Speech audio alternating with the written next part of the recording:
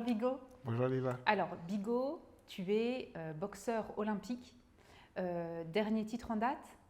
Dans le titre en draft, champion de France, Mhm. junior 2018. Ok, très bien. Alors on est là pour parler sport, mindset, préparation mentale. Totalement. Bigot, tu n'as pas qu'une seule casquette. Tu n'es pas qu'un sportif, même si c'est déjà énorme d'être un sportif. C'est pas du tout dans ce sens-là que je le dis, mais qu'il n'y ait pas de malentendu. Tu es un sportif de haut niveau, un sportif olympique, en vue des Jeux olympiques et au-delà. Oui, Mais totalement. ça, je te laisserai la parole là-dessus. Mais tu es aussi un étudiant qui prépare du coup un master en promotion immobilière Exact. et également le président fondateur d'une association qui s'appelle Mira Event et dont tu nous parleras par la suite. Mais en tout cas, tu es un sportif et tu es un jeune homme parce que tu as 21 ans, déjà très accompli et qui a décidé de s'engager et qui a décidé de travailler dans différents aspects de sa vie. Donc, on a Totalement. le sport, on a l'associatif, on a les études. Est-ce que tu peux nous parler un petit peu de ton parcours, qui soit personnel au niveau des études, mais qui soit sportif aussi? Ouais. Qu'est-ce qui t'a amené à la boxe? Qui es-tu? Ok. Alors, déjà, la présentation est très bien faite. Je te remercie pour ça. Concernant mon parcours scolaire, moi, j'ai obtenu un bac pro vente, mention bien. À la suite de mon bac pro vente, j'ai passé un BTS NDRC, négociation, digitalisation de la relation client. Et à la suite de ça, j'ai passé ma licence, là, ma licence en troisième année. Le BTS, c'était 2 ans après le bac. Là, je suis en troisième année licence. D'ailleurs, j'attends les résultats. Et à la suite, voilà, l'objectif de mon parcours scolaire, à la suite de ça, c'est de passer un master en promotion immobilière. Ok. Voilà, ça c'est pour le parcours scolaire. Après, le parcours sportif, concernant la boxe, aujourd'hui je suis boxeur olympique en équipe nationale haïtienne. À la base des bases, je n'avais pas pour prétention d'en arriver là. C'était vraiment de la curiosité, tester pour voir en fait. Car voilà, j'entendais parler du sport, mais je ne savais pas vraiment ce que c'était réellement du sport, être en club, avoir une routine, être rigoureux à l'entraînement, tout ça. Et par curiosité, j'ai testé lorsque j'ai emménagé au Miro il y a maintenant 9 ans. La première année, j'ai pas fait de sport. C'était vraiment en installation, adaptation avec la ville, l'école, tout ça. Et une fois installé, un jour comme ça, je mangeais avec un ami, j'ai entendu parler du club BAM Héritage. Et j'ai tout simplement été, comment dire, été curieux, hein. Donc je suis parti voir. Et puis j'ai tout de suite accroché. Accroché à quoi? Dans un premier temps, je ne savais pas forcément. Mais je me suis dit, là, il y a un truc et il faut que je creuse encore. Donc j'ai creusé, j'ai creusé. Je me suis entraîné avec l'équipe directement. Il faut savoir que le parcours traditionnel d'un boxeur, c'est de faire de la boxe éducative, c'est-à-dire marquer des points, mais en touchant, sans appuyer en fait. On n'a pas le droit d'appuyer en boxe éducative. À la suite, boxe amateur, boxe olympique ou boxe pro. Ça dépend des parcours. Mais voilà, en tout cas, à la base, c'est la boxe éducative. Moi, je n'ai pas fait. J'ai tout de suite été avec les compétiteurs.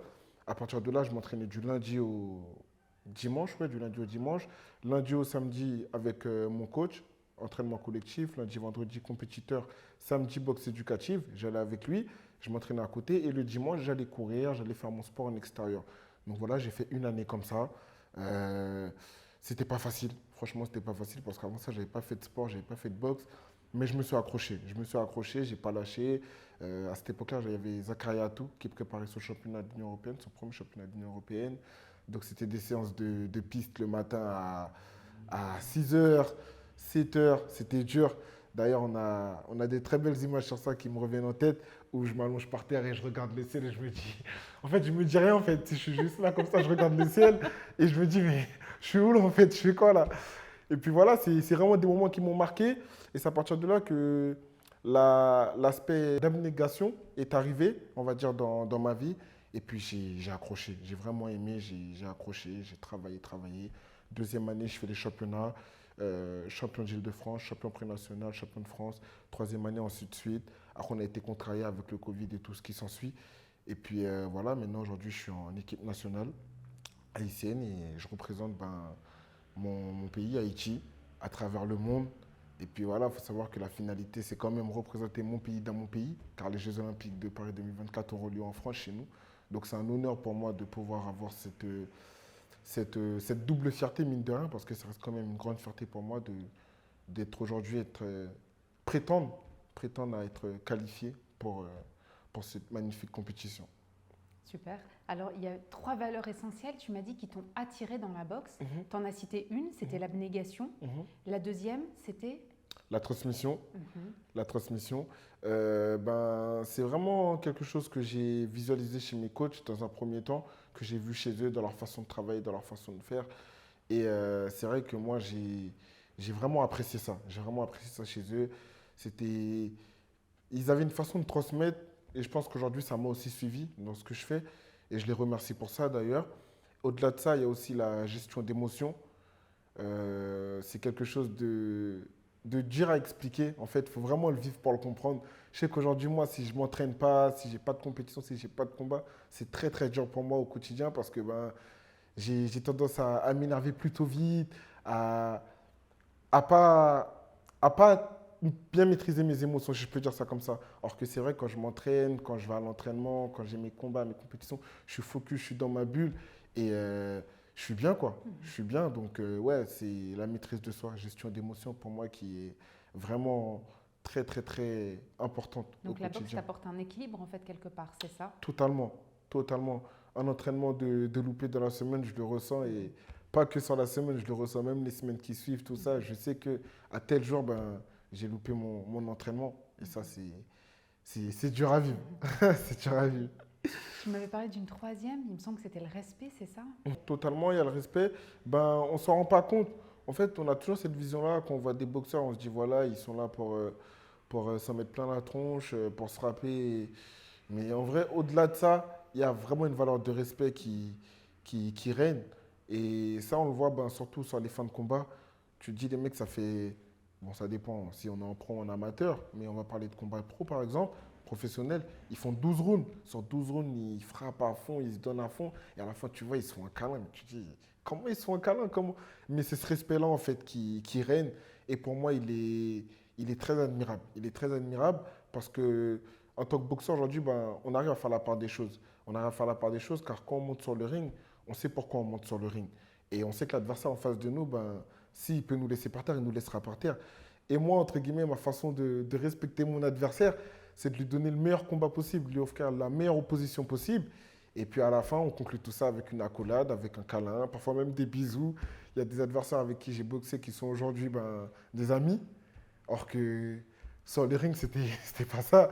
Cette notion d'amitié, elle était vraiment pas visible. Mais bon, aujourd'hui, ça reste des amis et on s'apprécie. On s'apprécie, on se respecte à fond. Et puis voilà, donc c'est ce qui fait l'amour du noblard aussi. C'est ce qui fait vraiment l'amour du noblard et cette, comment dirais-je, cette admiration que j'ai par rapport à ce sport, à cette discipline. Dans tous les échanges qu'on a pu avoir, il y a aussi cette admiration que tu as pour le travail fourni aussi de tes adversaires, parce qu'il y a la partie visible de l'iceberg, comme on se le disait. On monte sur le ring, il y a un combat. Mais toi, en tant que professionnel, tu arrives à voir tout le travail qui a été fourni, toute la progression de la personne en face de toi. Et ça, c'est quelque chose que tu respectes aussi chez le sportif que tu as en face de toi, c'est ça? Totalement, totalement, totalement. En vrai de vrai, ça, c'est quelque chose que je respecte beaucoup parce que, comme on dit toujours, pour faire un beau combat, il faut être deux. Il faut être deux. Et moi, il y a pas plus honorable pour moi que de faire face à un adversaire bien préparé qui a pris le combat au sérieux. Parce que moi, il faut savoir qu'à titre personnel, peu importe l'adversité, je prends aucun combat à la légère. À partir du moment où tu as pris ton courage à deux mains et tu es monté sur le ring, tu as monté les marches, tu t'es présenté face à moi, qu'on s'est checké, il y a pas de petit ou grand combat. Un combat reste un combat. On sait très bien que sur un coup, ça peut aller très vite, on est à l'abri de rien. Donc, ouais, pour moi, vraiment, la chose la plus honorable pour moi, c'est de monter face à une personne préparée et qui prend le combat au sérieux et qui se donnera à 3000% pour faire le meilleur combat possible. Ouais, totalement. Donc, oui, oui, c'est très important. Ok. Alors, on a parlé, on ne devient pas champion ni champion olympique sans travail, sans préparation. Et je sais que tu en fournis beaucoup. C'est quoi l'emploi du temps de Bigot Marseille, l'emploi du temps sportif? Parce que je sais que tu jongles avec 3 emplois du temps et on y reviendra. Mais c'est quoi ton emploi du temps sportif? Combien de fois par semaine tu t'entraînes? Comment ça fonctionne en fait? Alors, on va dire l'emploi du temps classique, c'est du lundi au samedi. L'emploi du temps classique, c'est du lundi au samedi. En période de compétition, ça peut être du lundi au dimanche. Après, le dimanche, c'est différent. C'est beaucoup récupération, stretching. Mais voilà, c'est quand même C'est quand même ça fait quand même partie de la préparation, si je peux dire ça comme ça. Maintenant, ce qu'il faut prendre en considération, c'est que, comme tu l'as si bien dit, je suis étudiant. Donc, malheureusement, je n'ai pas forcément euh, l'opportunité de m'entraîner à plein temps, comme j'aimerais le faire. Je dois jongler entre l'école et la boxe, car voilà, c'est deux choses cruciales pour moi, importantes, que je ne peux pas me permettre de négliger l'une pour l'autre. Donc voilà, j'essaie vraiment de faire la part des choses. Après, ça demande une grosse organisation. Maintenant, en termes d'emploi du temps, quand je suis à l'école, c'est matin école, soir boxe. Ça, c'est du lundi au samedi comme ça. Sauf le samedi où j'ai pas école. Du coup, là, je m'entraîne le matin. Et une semaine sur deux, en fait, il faut savoir que comme je suis pas en alternance, je suis en initiale, j'ai la possibilité de venir à l'entraînement le matin et soir. Donc une semaine sur deux, je m'entraîne matin et soir. Et ça, pareil, du lundi au samedi. C'est-à-dire une semaine que le matin à l'école, enfin, toute la journée à l'école, pas d'entraînement le matin, entraînement le soir. Et l'autre semaine, entraînement matin et soir. Okay. Voilà. Et puis c'est lundi au vendredi à la salle. Le samedi, c'est plus ce qui est physique. On est plus sur des séances physiques, sur des escaliers, sur des pentes. Et le dimanche, c'est de la récupération. Sauna, hammam, jacuzzi, c'est vraiment récup. On essaie de relâcher, stretching, étirement. Et puis après, on est reparti. Hein. Le lendemain, on repart au boulot, au charbon, comme on dit. Donc tu t'arrêtes jamais en fait. Non. Tu travailles en permanence sur ta capacité physique, sur ton cardio, sur ta technique pour avoir le geste parfait. Totalement. On a échangé et tu me disais que toi, tes acquis, ta zone de confort, c'était le fait d'être grand. Tu fais 1 mètre combien? Moi, je fais 1m85. 5, dire 86. Ok, ouais. 1m86, c'est ça. Et du coup, tu me disais, moi, je suis longiligne, donc en fait, je sais tenir l'adversaire à distance naturellement, et c'est ma zone de confort. Par contre, donc ça fonctionne, mais par contre, il faut que je travaille d'autres choses, parce que si je tombe face à un adversaire qui est différent de moi ou qui est comme moi sur cette mise à distance, je peux être en difficulté. Totalement. Donc, est-ce que tu peux me parler de cette sortie de zone de confort et en quoi elle est nécessaire pour que tu progresses dans le noble art, comme tu l'appelles si bien? Alors, totalement, c'est un bon thème à aborder. Je n'ai pas de difficulté à tenir mes adversaires à distance. Maintenant, ça, il faut savoir que ça marche à un moment, à un niveau. Mais quand on veut passer au-dessus, quand on veut voir plus haut, on veut viser plus loin, on se doit de s'adapter à différentes situations. Et pour revenir sur ce que tu as dit, si jamais je suis amené à être confronté à une personne qui a le même style de boxe que moi, c'est-à-dire longiligne, grande taille, ça devient vite compliqué. Ça peut vite devenir compliqué si on ne s'y est pas préparé en amont.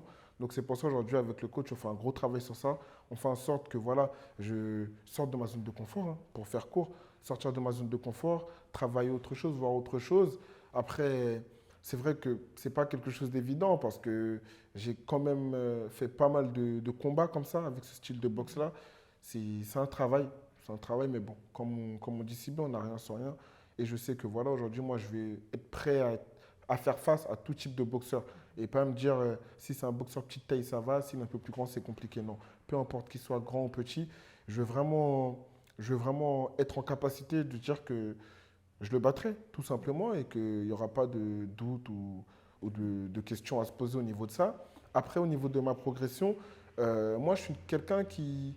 J'aime le challenge. J'aime le challenge, c'est-à-dire même si c'est vrai que ma zone de confort, je suis bien dedans, mais j'aime voir autre chose, en fait. Ça veut dire que ça a marché un temps, et aujourd'hui, je pense que je prends beaucoup plus de plaisir à développer ma boxe, si je peux dire ça comme ça, que de me contenter de ce que je sais faire, en fait.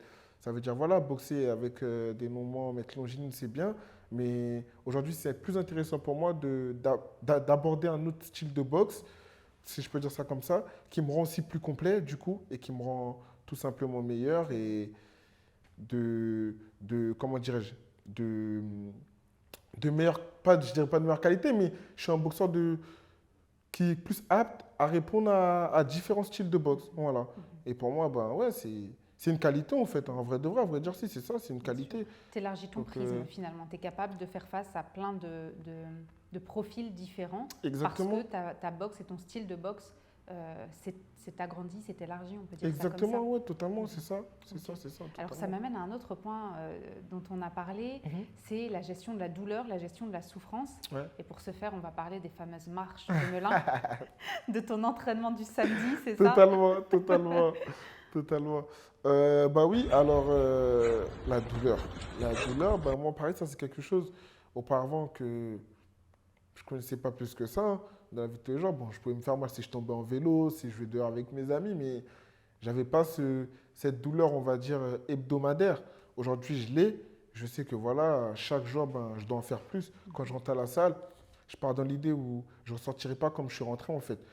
C'est vraiment un combat contre moi-même chaque jour. Et j'ai appris à aimer ça. J'ai appris à aimer ça. C'est, je dirais, c'est un peu être sadique. En fait, il faut aimer se faire mal. Il faut aimer se faire mal. On arrive à un moment donné où on doit aimer se faire mal si on veut vraiment évoluer, progresser. Et les marches des Meules, ça me fait rire parce que là, j'ai des images de corps qui me reviennent en tête. C'est une piste, en fait. C'est une séance physique. C'est sur des longues marches en hauteur. Et juste à côté, on a des pentes. Enfin, on a une pente.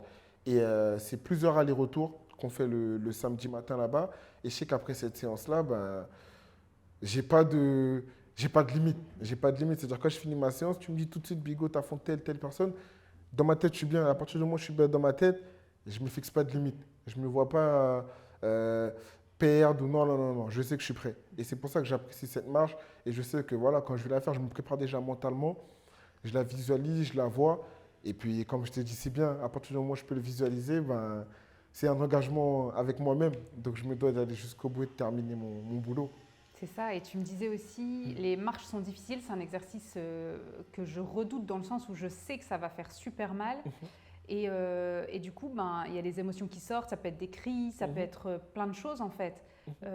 Mais je sais que quoi qu'il se passe, je terminerai ces marches en fait. Totalement. Et c'est exactement ce que tu viens de dire aussi, que j'ai retenu, c'est de me dire en fait tout ce que je conçois dans ma tête, tout ce que j'engage dans ma tête, c'est comme si je signais un contrat avec moi-même. Je m'engageais envers moi-même qu'il fallait que je le termine, si même juste je l'ai pensé. Si la pensée m'a traversé l'esprit, c'est que je peux le faire. Et donc je passe à l'action et ça doit être fait en fait. C'est ça ? Totalement. Donc la visualisation pour toi c'est quelque chose d'important dans ta progression. Est-ce que ça t'aide à avancer ? Ah oui, totalement. Peu importe ce que je fais, peu importe où je mets les pieds, je fais en sorte de visualiser. Et une fois que j'arrive à visualiser, ben, je sais que je suis à ma place. Je sais que je suis au bon endroit. Si j'arrive pas à visualiser, j'arrive pas à poser une image sur une situation, j'arrive pas à avoir l'aboutissement, si je peux dire ça comme ça, je me dis que c'est pas le bon chemin. Où je mets les pieds là, c'est pas le bon chemin, il faut peut-être emprunter un autre chemin. Après, voilà, je ferai toujours en sorte d'arriver à cette finalité-là, si je me suis fixé une finalité, mais entre-temps, il faut que j'arrive à visualiser plus ou moins où je vais mettre les pieds. Et cette finalité-là, il faut vraiment que j'arrive à l'apercevoir. Et si je l'aperçois, ben là, totalement, je sais que j'irai au bout. Peu importe le chemin que je dois emprunter, peu importe où je dois passer, tant que ça respecte mes principes et mes valeurs, je ferai en sorte d'aller jusqu'au bout. Ah oui, totalement. Et ça, c'est non négociable. Ça, c'est non négociable. Tu me disais aussi, donc il y a cet objectif long terme que tu visualises. Et entre-temps, il y a les objectifs court terme, les choses que tu fais tout de suite, maintenant, pour pouvoir aller vers tes objectifs. Et la chose intéressante que tu me disais, c'est que finalement, bah, en tant que sportif, tu as cette capacité à recentrer tes idées, à ne pas laisser, par exemple, quand tu es sur le ring, tu ne peux pas te permettre d'avoir les idées qui vagabondent à droite ou à gauche, parce que si tu baisses ta garde ou si tu n'es pas réactif, il peut se passer quelque chose de dramatique tout de suite. Très vite, ouais. Et donc, tu as cette faculté-là à faire les allers-retours. Et tu me disais, moi, tout ce que j'entreprends, je le fais de la meilleure des façons, tout le temps. Quand je m'adresse à quelqu'un, quand je crée un événement, et on en parlera après, je donne toute mon attention à la personne. Et vraiment, je suis focus, c'est le terme que tu utilises souvent, je suis focus sur ce que je suis en train de faire pour le faire de la meilleure des façons. Est-ce que tu penses que ça, ajouté à une vision long terme, à une visualisation, ça fait partie des clés du succès de quelqu'un qui a un mindset qui fonctionne, qui marche et qui conduit du coup vers le succès? Oui, pourquoi oui? Parce que pour moi déjà, c'est important dans tout ce qu'on fait, tout ce qu'on entreprend, c'est important de respecter chaque étape. Ça veut dire au-delà de la finalité qu'on va certainement apercevoir, qu'on va visualiser, sur laquelle on pourra se projeter, c'est vraiment important pour moi de respecter chaque étape. C'est comme en boxe, tu vois, je vais faire le lien avec la boxe. Quand le coach nous donne des combinaisons à faire, nous, on a souvent tendance à avoir le dernier coup, à penser qu'au dernier coup. Mais non, en fait. Par exemple, si le coach il a dit, je sais pas, 1-2 crochets, ben, nous, on va voir que le crochet. Or que non, le 1-2, il est hyper pertinent parce que c'est justement grâce au 1-2 que tu pourras placer le crochet. Et c'est pareil quand tu entreprends quelque chose. Cette finalité-là, tu l'aperçois. Mais si avant ça, tu t'es pas assuré que toutes ces étapes-là soient bien fondées, si je peux dire ça comme ça, ben, ça va être compliqué en fait. Il faut vraiment s'assurer que les fondations soient solides. Tu vois, voilà, c'est surtout ça en fait. C'est la solidité. C'est-à-dire, au-delà de la visualisation, de ce que tu peux apercevoir, pour moi, c'est vraiment important de respecter et donner du temps à chaque étape. Après, comme je dis toujours, on n'est pas pressé, on est précis. Et puis voilà, moi, j'aime pas me brûler les ailes. J'aime bien prendre le temps de faire les choses et de bien les faire. Mais au-delà de ça, ben, je ne vais pas procrastiner non plus, je ne vais pas perdre de temps. Si j'ai quelque chose à faire, je le fais tout de suite. Et je ne me dis pas, j'aurai le temps de le faire demain ou non, non, non, non. Il y a un truc à faire, on le fait maintenant et on passe à autre chose. Et quand on le fait maintenant, on le fait bien. Sinon, on ne le fait pas et on reste là. Mais comme je sais que je ne vais pas rester là et que je vais avancer, ben, on va le faire maintenant, on va bien le faire. Tout simplement. Euh, il y avait aussi cette question de gestion de l'échec et gestion du lâcher-prise. Ce qui s'est passé, c'est qu'il y avait des choses, tu vas nous en parler, qui étaient prévues, un championnat du monde en Ouzbékistan. Oui. Et il y a une blessure qui est apparue, une déchirure du biceps, c'est ça, c'est ça, qui a entravé le plan qui était le tien pour aller jusqu'à ces championnats du monde. Et ta force, c'est que tu es capable de transformer toujours le négatif en positif et d'aller chercher, même si c'est difficile quand on reçoit la mauvaise nouvelle tout de suite, on est tous d'accord là-dessus. Tu as cette faculté après de ne pas rester bloqué dessus, de le transformer en positif et d'aller créer quelque chose de nouveau avec ça. Totalement. Est-ce que tu peux nous raconter ton histoire vers le championnat d'Ouzbékistan et qu'est-ce que tu as créé suite à cela? Oui, totalement. Ben, faut savoir que j'ai été sélectionné pour les championnats du monde qui ont eu lieu au mois de mai. Et le championnat avait lieu du 1er mai au 17 mai en Ouzbékistan. Cependant, je me suis blessé le 17 avril. 17 avril, je devais prendre l'avion le 27 avril. On était sur la fin de préparation. Sur le coup, ben, c'était très frustrant pour moi parce que ben, je me suis dit, ah ouais, deuxième sélection avec l'équipe nationale, premier mondial, championnat du monde en Ouzbékistan. Juste avant ça, j'ai fait un tournoi à Marrakech qui s'était très bien passé. Donc je me dis, ah ouais, deuxième sortie à l'international, tout ça, paf, blessure, c'est chaud. C'est chaud parce que ben, à la suite des championnats du monde, ben, pour moi, voilà, on allait continuer notre processus jusqu'à la qualification olympique et je ne me voyais pas me blesser tout de suite en fait. Bon, après, voilà, une blessure, ça ne prévient pas forcément, ça va plutôt vite. Après, bon, on fait toujours en sorte d'anticiper et d'optimiser un maximum pour que ça n'arrive pas. Bon, pour le coup, la blessure, elle est arrivée. Sur le coup, tout de suite, c'est vrai que je me suis dit, ah ouais, c'est contrariant, c'est très contrariant, mais j'ai pris du recul. J'ai pris du recul et je me suis dit, Bigo, actuellement, dans ta tête, dans ta vie, tu n'as pas que la boxe. Tu as tes études, tu as ton association, tu es engagé sur plusieurs choses à la fois. Et comme tu dis si bien, j'ai cet atout-là de toujours trouver du positif, même dans ce qu'on appelle le malheur, dans mon malheur entre guillemets, tu vois, si je peux dire ça comme ça. Et je me dis, ah ouais, c'est chaud, ben là, comment je vais faire en fait? Parce que si je suis blessé, c'est mort, il n'y a pas de championnat, tout ça. Et je me mets en question, tout ça, je prends du recul, tout ça, je réfléchis. Et puis je me rappelle que, enfin, je suis vite rattrapé par mes, euh, par mes occupations, qui sont mes études et l'association. Et je me dis, voilà, là, je serais parti au championnat du monde en Ouzbékistan. Il y a pas mal de choses que j'aurais peut-être pas forcément pu faire. J'aurais pas eu le temps d'accorder le temps voulu. Donc voilà, maintenant, j'ai l'opportunité d'accorder ce temps-là à ces différentes occupations. Qui étaient mes études, du coup, mon mémoire, j'avais un mémoire à rendre que je venais à peine de commencer. Je sais que si je partais, ben, à mon retour, j'aurais été sur la dernière phase pour le rendre, le mémoire. Donc ça aurait été très dérangeant. Pareil pour l'organisation, pour l'événement qui a été fait avec l'association le 1er juillet. Ça m'a vraiment laissé du temps de voir autre chose. Et même au niveau de ma boxe aussi, comme on le disait tout à l'heure, je suis un boxeur longiligne. Donc voilà, mes adversaires, je les tiens à distance. Mon bras dominant, c'est le bras avant. Là, pour le coup, je me suis blessé sur le biceps gauche, du coup, le bras avant. Et avec mon coach, ça nous a permis de travailler autre chose, c'est-à-dire mon bras arrière. Donc ça m'a rendu un peu, je dirais, ouais, plus complet. Ça m'a permis de devenir un boxeur plus complet au niveau de ça. Au niveau de mes études, j'ai pu rendre mes examens. J'ai pu rendre mes dossiers et finaliser mes examens. Et l'événement, l'organisation s'est très bien déroulée. Donc je me suis dit, en vrai de vrai, j'ai perdu une chose pour peut-être rattraper deux, trois choses derrière, tu vois. Et ça, c'est quelque chose que je me dis sur tout ce qui m'arrive, peu importe ce qui m'arrive, peu importe ce qui se fait. L'association, pareil, hein, elle a été fondée comme ça en 2022, c'était pendant le Covid. Et c'était contrariant, tu vois. C'était très dérangeant parce que voilà, j'avais pour habitude de boxer régulièrement. Là, je me retrouve sans boxer, sans compétition, rien. Et je me dis, waouh, c'est chaud. Et je réfléchis comme ça, ben, qu'est-ce qu'on peut faire à ce moment-là pour optimiser le temps, tu vois, pas perdre du temps et pas rester là à dire que ben, on a eu quelque chose qui est arrivé. En fait, pour moi, il faut être acteur. C'est juste ça, tu vois. Je ne veux pas être spectateur de ma vie, je veux vraiment être acteur de ma vie. C'est-à-dire, quand il m'arrive quelque chose, je ne me dis pas, bon, bah, c'est arrivé, c'est comme ça, c'est la vie. Non. Si c'est arrivé, il y a une raison pourquoi c'est arrivé. Cherche le pourquoi du comment. Et parfois, ça demande du temps, c'est vrai. Après, bon, c'est vrai que ce n'est pas tout le monde qui accorde du temps à certaines questions, à certains questionnements. Moi, en tout cas, c'est de mon genre d'accorder du temps aux questions que je me pose. Donc, je prends le temps qu'il faut. Je prends le temps qu'il faut et bien souvent, je trouve toujours les réponses.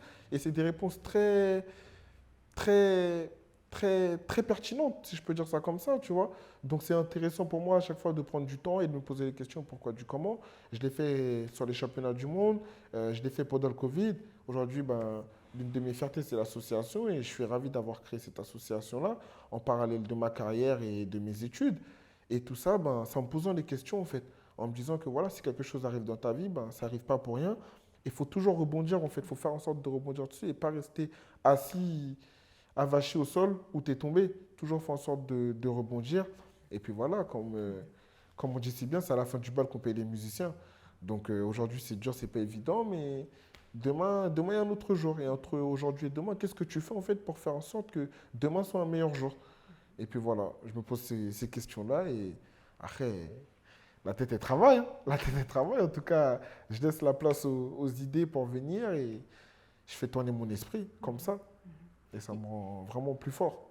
Il y a une phrase inspirante que tu m'avais donnée de Mohamed Ali qui dit, alors si je ne me trompe pas, j'ai détesté chaque minute de mon entraînement, mais je me suis toujours dit, n'abandonne pas, endure maintenant et tu vivras le reste de ta vie comme un champion. Exactement, et totalement. ça représente exactement tout ce que tu viens de dire, c'est-à-dire que tu as cette capacité de dire, ok, bon, il y a des choses peut-être qui sont difficiles, je vais essayer de chercher du sens parce que c'est aussi ce qui te représente, c'est la question du sens, chercher du sens dans tout ce que tu fais. À fond, à fond. Et une fois que tu as ce sens, eh ben, s'il y a des endroits où il y a des choses à ajuster, tu réfléchis, tu réajustes, tu te remets en question et tu retournes. Et donc, tu as toujours ces allers-retours entre ton esprit et ta capacité à réajuster dans le réel, à revenir, à reproposer une solution nouvelle pour faire en sorte que ça fonctionne. Totalement. Et c'est comme ça qu'on arrive à voilà, le combattant Bigot sur le ring et le combattant Bigot au sein de l'association Mira Event. C'est ça. Mira Event, comme un mirador, parce qu'on anticipe les choses et parce qu'on les Totalement. voit venir de loin. Exact. Ce qui te correspond encore une fois à ce qui te représente beaucoup. Et cette association, je vais te laisser en parler parce que tu en parleras mieux que moi, mais elle lutte contre toutes les formes d'exclusion et elle fait en sorte que toutes les pièces du puzzle qu'il y a sur cette terre puissent trouver leur place et puissent utiliser leur plein potentiel pour vivre leur vie. Et ça, évidemment, moi, ça me parle énormément. Est-ce que tu peux nous parler de ton association ? Je sais que dernièrement, tu as fait la 3e édition aussi d'un grand événement que tu organises tout le temps. Ça a été un succès. Moi, j'ai vu des photos incroyables, notamment de personnes en fauteuil roulant, très jeunes, qui étaient heureuses de venir partager un moment de joie avec lesquels tu as dansé. Et en parallèle, un événement de boxe. Mais je te laisse la parole là-dessus. Est-ce que tu peux nous parler de ton association et des événements que tu construis autour de ça ? Bien sûr. Alors, l'association Mira Events, c'est une association qui a été fondée le 14 juin 2022. J'ai monté cette association avec 2 amis. Donc, on est 3 membres fondateurs. L'idée est d'inclure les personnes en situation de handicap via l'événementiel. Et peu importe l'handicap. Parce qu'en fait, on a fait le malheureux constat que, voilà, aujourd'hui, sur les différents événements qu'on peut voir, qu'on peut vivre, on a très peu de personnes en situation de handicap, qui sont présentes, qui sont là, qui apprécient l'événement aussi. Aujourd'hui, nous, le but, c'est vraiment faire en sorte que voilà, ces personnes-là puissent être là. Et surtout, c'est aussi un message qu'on fait passer, que regardez, au-delà de leur présence, tout se passe bien. Ça veut dire, voilà, en fonction des handicaps, c'est vrai qu'il y en a avec qui il faudra peut-être prendre un peu plus de temps au niveau de la communication, qui réagissent avec un petit temps de retard ou autre. Mais voilà, je pense que si chacun y met du sien et il y a de la bonne volonté, on peut faire de grandes et belles choses. On a eu la preuve sur la 3e édition, le 1er juillet, la 2e et la 1re édition. On les a inclus, on les a fait venir sur des événements et ça s'est toujours bien passé. Maintenant, c'est vrai que au fur et à mesure du temps, on essaye de vraiment apporter une plus-value à cette cause-là, ce qui est une noble cause. Mais dans un premier temps, voilà, c'était vraiment l'idée à la base des bases, c'était de faire des moments forts et se retrouver en fait après le Covid. Et au fur et à mesure du temps, on s'est dit, ah ben, il y a quelque chose à faire. On peut faire quelque chose de plus grand. Et c'est vrai que le mot inclusion, ce n'était pas un mot qu'on mettait forcément en avant, parce que pour nous, ça nous paraissait juste normal en fait. Ça veut dire, on était là, on faisait nos événements, on faisait nos trucs, on faisait venir des personnes en situation de handicap, mais on ne disait pas, on fait de l'inclusion. Et avec le temps, on a compris que si, en fait, il faut vraiment apporter un mot sur cette action-là, parce que ce n'est pas une action qui est connue au grand public, si je peux dire ça comme ça. Ce n'est pas quelque chose qui parle à tout le monde. Donc si on ne l'explique pas, si on ne le parle pas, et puis ce n'est pas quelque chose de commun surtout. Donc voilà, il fallait vraiment prendre le temps de le faire, de parler autour de ça. On l'a fait, on a communiqué. Aujourd'hui, je suis ravi. Comme tu le dis si bien, on a eu 2 jeunes, 2 enfants qui sont nés à 27 semaines. Donc c'est des grands prématurés qui sont... un des deux a une paralysie cérébrale. Et il s'appelle Aylan. C'est un petit garçon très adorable qui se bat au quotidien. Il fait preuve de beaucoup de volonté, beaucoup de détermination dans sa vie de tous les jours, au-delà de son handicap. Il se déplace en désambulateur lorsqu'il fait des petits trajets. Ils sont des grands trajets, il a un fauteuil. À côté de ça, on avait la petite Nour aussi, pareil, 27 semaines, pardon. Et pareil, la petite Nour, ben, c'est une petite très adorable, très souriante. Et voilà, elle fait en sorte qu'aujourd'hui, ben, elle puisse vivre, sourire et apprécier chaque moment qui lui sont présentés. Et nous, aujourd'hui, voilà, c'est vraiment un honneur de pouvoir les inclure, ces jeunes-là. On avait aussi sur cet événement-là un speaker qui est malvoyant, qui s'appelle Nasser. Pareil, il a présenté des combats, mais si je ne te dis pas qu'il est en situation de handicap, tu ne vois pas sa canne, tu ne dis jamais qu'il est en situation de handicap. Et malheureusement, ben, moi, lorsque j'ai parlé avec lui, je dis malheureusement et heureusement. Malheureusement car c'est quelque chose qu'il a subi et heureusement car j'ai eu l'initiative de l'inviter. Il me dit, Bigo, ben, je te remercie de cette invitation-là parce que c'est vrai que c'est quelque chose que j'ai toujours voulu faire et que malheureusement, ben, jamais trouvé de promoteur qui me laisse l'opportunité et l'occasion de le faire. Donc pour moi, ça a vraiment été un plaisir d'entendre ça. Et d'un côté, je me dis malheureusement car voilà, ben, il est conscient de ça. Donc s'il est conscient de ça, c'est que ça l'a affecté quelque part. Et je trouve ça très triste. Je trouve ça très triste. Donc voilà, après, comme tu dis si bien par rapport à l'exemple qui est le puzzle, dans cette société, dans ce monde, je pense qu'on a vraiment tous quelque chose à apporter, mais vraiment. Et il faut prendre le temps, en fait, de comprendre déjà ce que nous, on a amené à ce monde-là. Et ensuite, si on a ben, cette capacité-là, cet atout de inclure les autres personnes et de leur faire comprendre, de leur montrer qu'eux aussi, ils ont leur place, ils ont quelque chose à faire, ben, faut le faire. Mais déjà, voilà, c'est vraiment comprendre ce que nous, déjà, on peut apporter à ce monde-là, pourquoi on est là et comment on peut l'apporter. Et moi, je pense que j'ai compris, pour moi en tout cas personnellement, et c'est la raison pour laquelle ben, j'ai pour engagement aujourd'hui, avec mon association, de montrer à ces personnes-là aussi qui sont en situation de handicap que vous aussi, vous avez quelque chose à apporter dans ce monde-là, au-delà de votre handicap, au-delà de vos difficultés au quotidien, que voilà, vous pouvez apporter du plaisir, en avoir aussi, et beaucoup d'amour, beaucoup d'attention. Et puis voilà, donc on va continuer comme ça sur cette lancée-là. On est sur notre 3e édition, donc sur nos débuts, mais avec beaucoup d'engouement. Et je remercie ben, toutes les personnes qui nous apportent cet engouement-là, en tout cas qui constituent cet engouement, tous les partenaires, tous les bénévoles. C'est important pour moi de les remercier, car comme on dit si bien, tout seul on va vite, ensemble on va plus loin. Donc aujourd'hui, voilà, c'est vraiment une fierté pour moi avec mon association de pouvoir inclure ces personnes en situation de handicap et de leur donner de l'amour, de l'attention comme ils le méritent et puis comme on le mérite tous en vrai. Bah, bravo et félicitations. Merci. C'est déjà ce que je pense de tout ça. Je Merci t'ai beaucoup. déjà partagé toutes mes impressions. Moi, je suis très impressionnée de ton jeune âge, tu le sais, de ton jeune âge à 21 ans et de tout ce que tu as déjà accompli. Ça promet. Je pense que les Jeux Olympiques, c'est rien du tout à côté de tout ce que tu vas faire durant ta vie. Ça, c'est évident. Merci. Mais bravo pour tes engagements, bravo pour tes prises de conscience et bravo pour ta capacité aussi. C'est évident que tu es un leader et tu as cette capacité à emmener les gens avec toi. Tu as une équipe de 30 personnes bénévoles autour de toi, avec toi, dans l'association qu'on salue tous. On salue d'ailleurs au passage Nour, Aylan et Nasser aussi.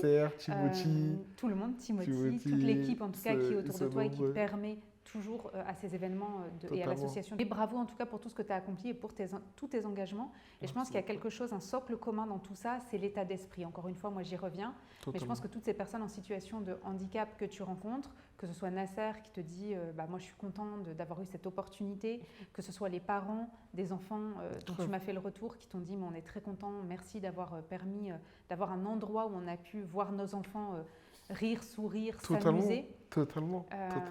Voilà, il y a des états d'esprit hors normes, il y a des gens qui arrivent à dépasser les difficultés, à dépasser les obstacles, à profiter de la vie malgré tout ce qui peut se passer. Et je veux juste revenir sur un petit truc. Dis-moi. Par rapport au Mirador, tu fais bien de le souligner.